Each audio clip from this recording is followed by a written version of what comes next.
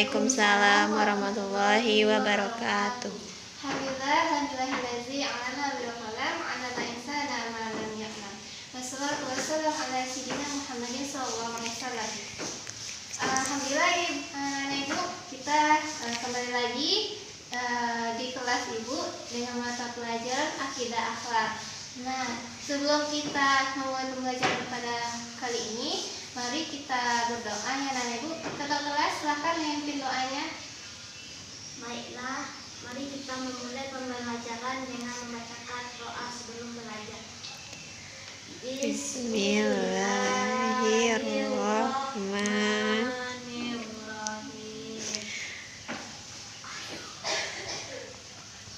Berdoa selesai. Baik, dengan berdoa tadi semoga pembelajaran kita berkah ya anak-anak Ibu. Nah, materi kita pada hari kali ini itu tentang godok atau marah ya anak-anak Ibu. Sebelum kita masuk pada pembelajaran pada hari ini, mari kita review materi kita minggu yang lalu tentang sifat akhlak tercela, yaitunya tentang dusta. Nah, yang dusta itu ada yang tahu anak Ibu? Silakan Sisi. Ya, Bu. Ya, Bu. Dusta itu kita berbohong kepada orang lain, Bu. Nah ya, terima kasih Desi telah menanggapi. Nah, benar yang disampaikan oleh Desi, dusta itu adalah sifat dusta. Jadi kita harus menghindari sifat dusta karena dengan berdusta itu bisa membuat kepercayaan orang lain tidak ada dengan diri kita ya anak Ibu. Nah, pada kali ini kita masuk tentang pembelajaran tentang godap atau marah ya anak Ibu. Godap ini Ibu mengharapkan dengan kita mengetahui tentang akhlak tercela yang tentang godap ini, kita bisa menjauhi dan tidak pernah melakukan sifat godap ini dengan ketentuan yang berlaku ya anak Ibu. Nah, yang pertama itu godap.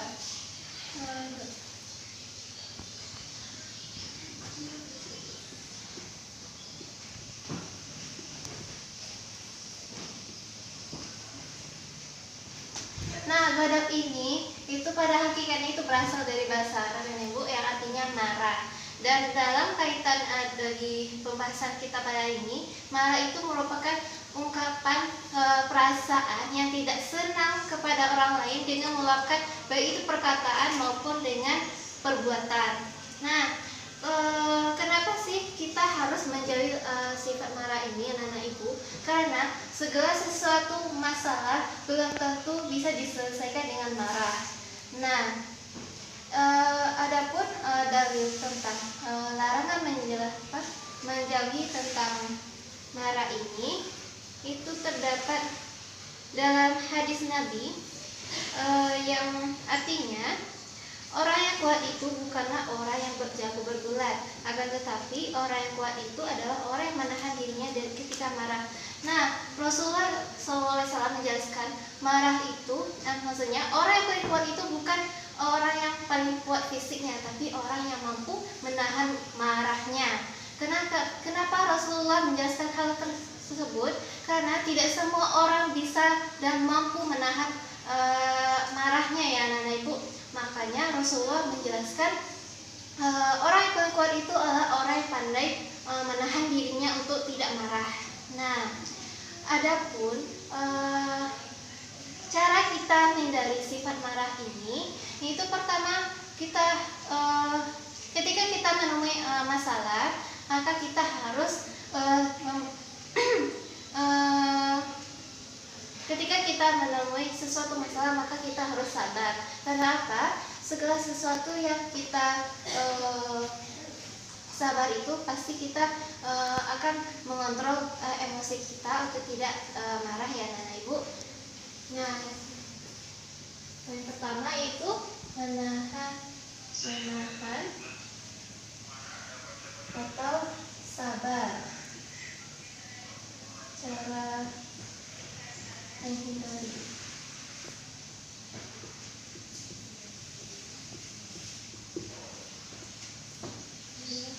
Nah, yang paling kedua itu cara kita untuk tidak marah, yaitu ketika kita nih dalam posisi berdiri, maka ketika kita rasanya ingin marah, maka kita mengubah posisi ya anak-anak ibu. Yang kedua itu mengubah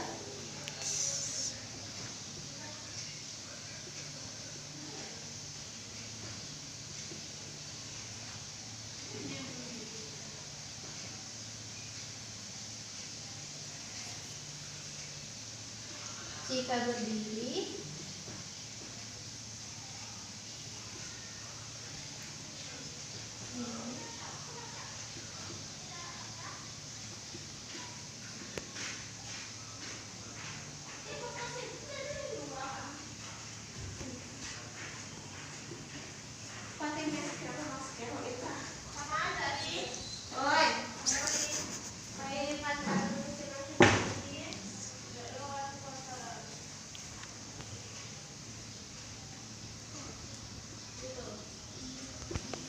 Nah, dengan cara kita menghindari sifat marah itu dalam ketika posisi berdiri kita duduk. Ketika kita duduk masih juga marah, maka kita memposisikan diri kita itu berbaring. Nah, jika tidak juga marah itu hilang anak-anak ibu, maka cara yang selanjutnya itu dengan cara berwudu.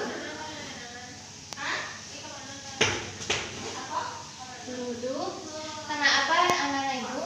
Berwudu ini sifatnya menenteramkan hati ya anak-anak ibu. Maka Rasulullah menyuruh kita untuk berwudu kalau seandainya marah itu masih tidak bisa dikendalikan. Dan selanjutnya yang paling mujarab itu ketika kita menemui sesuatu yang tidak kita senangi dan kita rasanya ingin marah, maka kita memaafkan saudara kita ya anak-anak ibu. Itu memaafkan.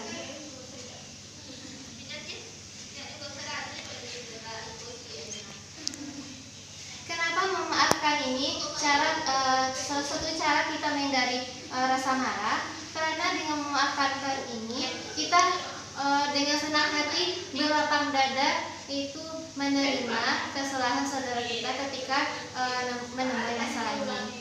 Nah, adapun manfaat kita ketika tidak mempunyai sifat marah, yaitunya tentunya orang lain akan nyaman dengan diri kita. Karena apa? Segala sesuatu masalah belum tentu akan diselesaikan dengan marah. Demikian ya anak-anak ibu dari penjelasan tadi. Apakah ada yang bertanya anak ibu? Oh, ingin bertanya Bu. Ya, silakan Desi. Di situ kan dijelaskan cara menghindari marah. Di situ ada poin nomor 4 itu memaafkan, yaitu memaafkan orang yang membuat kita selalu marah. Tapi orang tersebut selalu memancing kemarahan kita. Ketika kita menghindari, dia selalu mendekat Bu. Bagaimana agar kita bisa selalu menahan amarah kita agar tidak membawa orang tersebut kesinggungan? Ya Bu. Ya, Masya Allah, penjelasan Desi sangat luar biasa sekali. Nah, yang tentang memaafkan ini memang rasanya berat sekali ya anak ibu. Karena apa?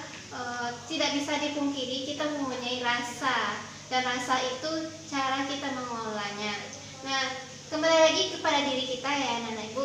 Jika seseorang itu selalu membuat hati kita tersinggung, maka kita pahami dengan memaafkan itu kita lebih mulia di sisi Allah ya anak-anak ibu. Kenapa? Dengan mempunyai sifat marah, tentunya maaf ya anak ibu, dengan mempunyai sifat pemaaf, maka tentunya Allah akan memberikan pahala. Nih anak-anak ibu ini mau mendapatkan pahala atau tidak dengan kondisi orang tersebut. Nah, jadi dikembalikan lagi kepada diri kita, apakah kita mau memaafkan saudara kita, dan tentunya dengan kita maaf ini itu tidak akan merugikan diri kita sendiri. Karena apa? Insya Allah akan mendapatkan pahala di sisi Allah Subhanahu Wa Taala. Demikian penjelasan ibu. Apakah Desi telah paham? Terima kasih atas jawabannya Bu, saya paham. Alhamdulillah. Mungkin itu ya anak ibu penjelasan kita pada hari ini tentang ghadab ini. Mohon maaf ya anak ibu jika ada kesalahan dari ibu. Pada hakikat dan ibu kan menjelaskan hakikat dari sifat marah. Kenapa kita harus menjadi sifat marah? Karena setiap permasalahan belum tentu bisa diselesaikan dengan cara marah. Itu ya anak-anak ibu. Dan tentunya akan ada pahala jika kita mampu menahan amarah ini. Demikian anak-anak ibu. Dengan berakhirnya materi kita pada ini, mungkin ibu akan memberikan tugas kita pada hari ini. Tentunya dikumpulkan pada minggu depan ya anak-anak ibu. Tugasnya itu bagaimana pandangan anak-anak ibu, cara, tips dan trik selain yang dijelaskan oleh ibu, cara anak-anak ibu menghindari sifat marah. Demikian ya anak-anak ibu. Ada pertanyaan lagi tentang tugas ini?